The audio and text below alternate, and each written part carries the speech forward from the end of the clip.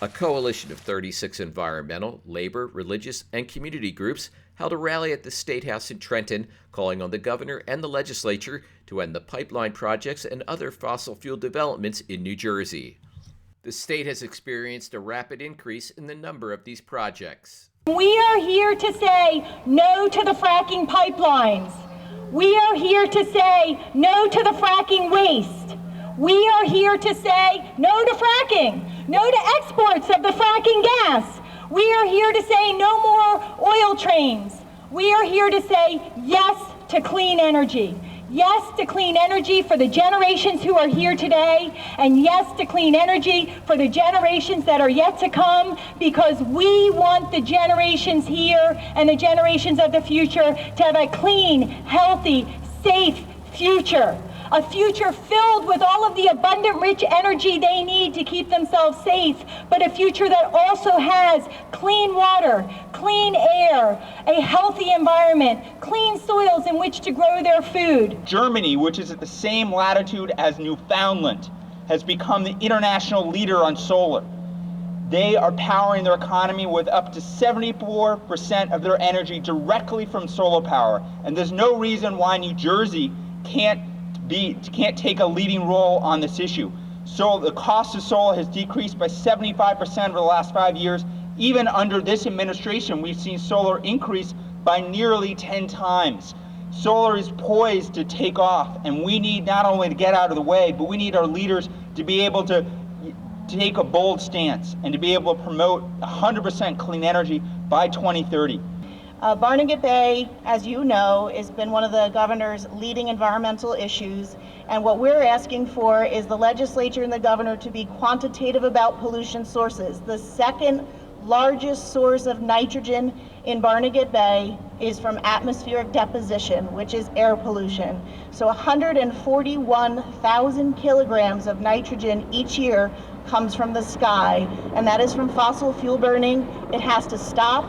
The Sourlands is fairly well protected from large-scale development because of good zoning, but the threat now is from gas pipelines that threaten to cut through the heart of the forest and further fragment it. And although I'm speaking specifically about the Sourlands right now, in highly developed New Jersey, any remaining natural area with a functioning ecosystem is worthy of the highest degree of protection.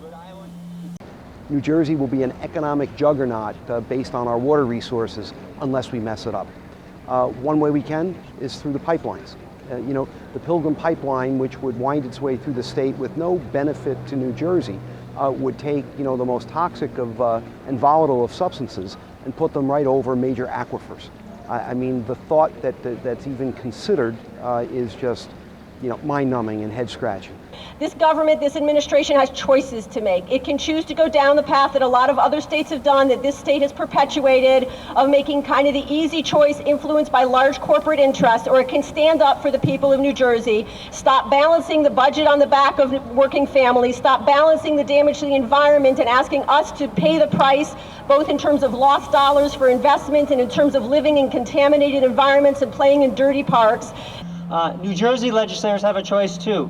They can take the small steps today and Monday and in July, and they can and oppose the fossil fuels lobby's plans for oil and gas pipelines, oil bomb trains, and industrialization of our ocean that impacts New Jersey.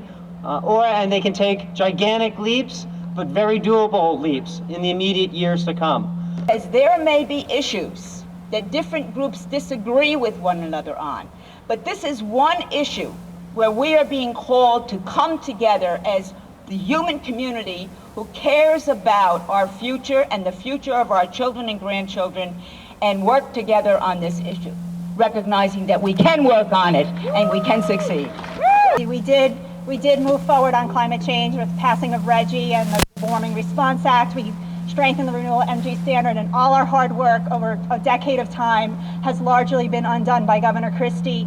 And it's a shame because we can't move backward. Climate change is one of the single biggest threats to our generation. It is the single biggest threat to our generation, and we do need bold and courageous and comprehensive action to solve it. We're here today to say that there's going to be life after Christie, and that's why we're here today to make sure that it's going to be clean and renewable energy, and that we're not going to succumb to the fossil foolishness that this governor represents, and that we're going to put pressure on this legislature and every candidate running for governor to make sure that they endorse this coalition's goals and platform of zero carbon by 2050 in New Jersey.